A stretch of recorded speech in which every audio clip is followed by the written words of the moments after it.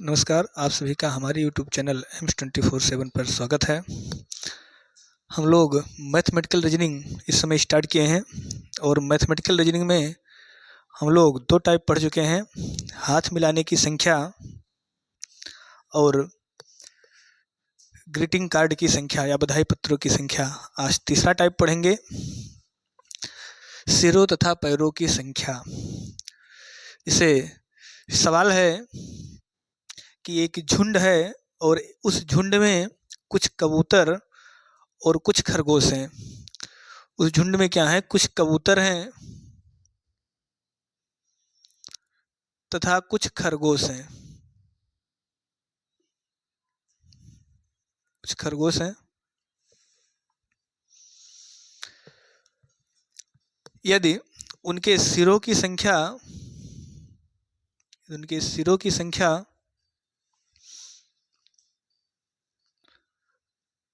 35 है तथा पैरों की संख्या 116 है, तो बताइए उस झुंड में कितने खरगोश तथा कितने कबूतर हैं। तो इस टाइप के सवाल एग्जाम में बहुत पूछे जाते हैं। तो इस सवाल को हम कैसे सॉल्व कर सकते हैं? तो पहला सबसे बेसिक तरीका है बेसिक मेथड। बेसिक मेथड कौन सा मेथड है? जैसे हम ये मान लें कि एक कबूतर को का प्लस खा, तो कबूतर और प्लस खरगोश कुल मिला के कितने हैं? तो कुल मिला के 35 लोग हैं। और हमें यह पता है कि क्योंकि एक एक कबूतर के एक सिर, खरगोश के एक सिर, तो कुल 35 सिर हैं। इसका मतलब खरगोश प्लस कबूतर बराबर 35। और पैरों की संख्या कितनी होगी? हमें यह पता है कि एक एक कबूतर के दो दो पैर होते हैं, इसलिए 2 का प्लस खरगोश के कितने होते हैं? एक एक खरगोश के 4 पैर होता है, तो 4 खा बराबर कुल 116। इसको सॉल्व कर लेंगे तो कल खरगोश और कबूतर की संख्या निकल के आ जाएगी। हम इसको अगर सॉल्व करेंगे तो इस समीकरण में हम 2 का गुणा कर सकते हैं, तो इसमें 2 का गुणा करेंगे तो ये आपका हो जाएगा 2 का प्लस 2 का बराबर 70। और इन दोनों को अगर सॉल्व करेंगे तो समीकरण 1 में से अगर 2 घटा देंगे तो ये आपका कट जाएगा, और यहाँ से 2 खा में से 2 जाएगा, तो ये 2 खरगोश बराबर 116 में से अगर 70 घटाएंगे तो 46, यानी 2 खरगोश बराबर 46। तो एक खरगोश या खरगोश कितने होंगे? 46 बटा 2 बराबर 23। तो खरगोश की संख्या कितनी होगी? 23। और कबूतर की संख्या कितनी हो जाएगी? तो आपका कबूतर का संख्या हो जाएगा, क्योंकि टोटल 35 हैं, तो 35 माइनस 23 बराबर 12, यानी 12 कबूतर हैं। और खरगोश कितने हैं? खरगोश आपके हैं 23। दूसरे तरीके से कैसे लगा सकते हैं इस सवाल को? हम दूसरे तरीके से भी लगा सकते हैं, यानी कबूतर हैं और खरगोश हैं, तो हम मान लें कबूतर की संख्या कितनी है? कबूतर की संख्या x, तो खरगोश की संख्या कितनी हो जाएगी? तो खरगोश की संख्या हो जाएगी 35 माइनस x। अगर उस झुंड में कुल 35 जानवर हैं, तो अगर कबूतर x होंगे तो खरगोश कितने होंगे? तो खरगोश 35 माइनस x होंगे। और हमें यह पता है कि एक एक कबूतर के दो दो पैर होते हैं, तो कुल पैरों की संख्या कबूतर का 2x, और खरगोश के कुल पैरों की संख्या, क्योंकि एक एक खरगोश के 4 पैर होते हैं, तो 4 इंटू 35 माइनस x, और कुल मिला के जो पैरों की संख्या हो जाएगी वो आपका हो जाएगा 116। इस सवाल को अगर सॉल्व कर लेंगे तो 2x प्लस 4 पंचे 20 के शून्य, हासिल 1, 4 तिहाई 12, 2 14, माइनस 4x बराबर 116, इसको 4x में से 2x घटाएंगे तो माइनस 2x बराबर ये इधर चला आएगा 24, माइनस 24, तो x बराबर आपका 12। यानी कबूतर कितने हैं, तो कबूतर की संख्या 12। तो खरगोश की संख्या कितनी होगी, तो यक्स हमने कबूतर माना है, तो कबूतर 12 होंगे, तो खरगोश कितने होंगे, तो खरगोश आपका हो जाएगा 35 माइनस 12 बराबर 23। यानी खरगोश की संख्या कितनी होगी, तो खरगोश की संख्या 23 होगी। और एक तरीका है इसको सॉल्व करने का, जैसे हम ये कह दें कि कबूतर और खरगोश दो हैं, तो कबूतर कितने हैं, एक एक कबूतर के कितने पैर होते हैं,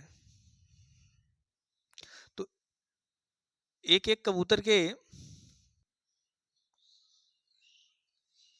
2 पैर होते हैं, और खरगोश के कितने होते हैं, खरगोश के होते हैं 4। अब अगर हम ये कहें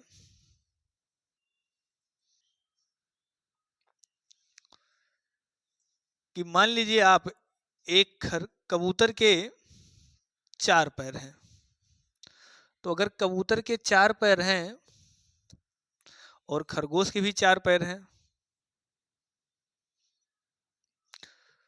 और कुल कितने हैं, और कुल जो सिर हैं 35 हैं, तो 35 गुणे 4 बराबर 140, 140। यानी कुल पैरों की संख्या कितनी हो जाएगी, 140। लेकिन सवाल में क्या लिखा है, सवाल में ये लिखा है कि कुल पैरों की संख्या कितनी है, 116 है। जबकि 140 आ गया है, तो 140 क्यों आ गया, 140 इसलिए आ गया क्योंकि कबूतर के कितने पैर होते हैं, कबूतर के केवल 2 पैर होते हैं, और हम लोगों ने कितना मान लिया है, कबूतर के 4 पैर हैं। तो अगर कबूतर के 2 पैर होते हैं, हम लोगों ने 4 मान लिया है, तो ज़्यादा आ गया है। तो कितना ज़्यादा आ गया है, तो हम इसमें से 116 माइनस कर देंगे, तो इसकी संख्या कितनी आ जाएगी, 24। यानी एक एक कबूतर के अगर 2 पैर ज़्यादा माने होंगे, तो कल कबूतर की संख्या कितनी रही होगी, 2 से भाग कर देंगे, और जो कुल कबूतर की संख्या आ जाएगी वो आपका आ जाएगा 12। यानी कुल कबूतर की संख्या कितनी है, 12।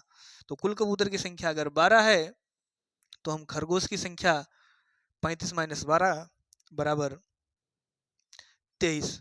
तो इस सवाल को सॉल्व करने के हमने आपको 3 तरीका बताया। पहला बिल्कुल बेसिक तरीका कि पैरों की संख्या कितनी है, तो पैरों की संख्या 216 है और सिरों की संख्या 35 है, तो कबूतर प्लस खरगोश बराबर 35, और एक कबूतर के 2 पैर, तो 2 कबूतर प्लस 4 खरगोश बराबर 216। इस समीकरण को सॉल्व कर लिए हैं। और दूसरा तरीका हमने आपको कबूतर की संख्या अगर यक्स मान ली है, तो खरगोश की संख्या 35 माइनस यक्स होगा, और एक कबूतर के 2 पैर, तो कुल पैरों की संख्या कबूतर का 2x, और खरगोश के कुल पैरों की संख्या 4 गुणे 35 माइनस यक्स, और कुल पैरों की संख्या कितनी थी, 116 है। और यहाँ से इसको सॉल्व कर लिया गया, हल कर लिया गया, तो यहाँ से खरगोश और कबूतर के पैरों की संख्या 12 और 23 निकल के आ गया है। और तीसरा तरीका यह था कि हमने ये कहा कबूतर के 2 पैर होते हैं, खरगोश के 4 पैर होते हैं, और हमने कबूतर का 2 न बजा के 4 मान लिया है, और कुल 35 अगर जानवर है, तो कुल पैरों की संख्या 140 होना चाहिए, लेकिन एक्चुअल में 116 पैर हैं, तो 24 पैर ज़्यादा आ गए हैं। तो जो ये 24 पैर ज़्यादा आए हैं, वो किसके आए होंगे, कबूतर की, क्योंकि हमने एक एक कबूतर के 2 पैर ज़्यादा माने थे, इसलिए 2 से भाग कर दिए हैं, और कुल कबूतरों की संख्या 12 है। इसको हम अगर खरगोश को मान लीजिए निकालना होगा, तो दूसरे तरीके से हम खरगोश का भी निकाल सकते हैं। जैसे एक कबूतर है और खरगोश है, और इसके 2 पैर है, इसके 4 पैर हैं। हम ये मान लें कि इस खरगोश के 4 पैर ना होकर के 2 पैर हैं, तो यहाँ 2 आ जाएगा, और कुल कितने हैं, 35 है। तो कुल संख्या पैरों की संख्या कितनी होती, 70। लेकिन एक्चुअल में कुल कितने पैर हैं, तो एक्चुअल में कुल 116 पैर हैं। तो यहाँ से कितने आ जाएगी, संख्या कितनी ज़्यादा है, 46। तो 46 ये ज़्यादा क्यों आ गया होगा, क्योंकि हमने खरगोश के 2 पैर कम माने हैं, तो 2 से भाग कर देंगे, तो 23। तो आप इस टाइप से भी एग्जाम में सवाल लगा सकते हैं। तो आपको जो भी अच्छा लगे आप एग्जाम में उस टाइप के सवाल लगाइए। दूसरा समझते हैं। से एक चिड़ियाघर है,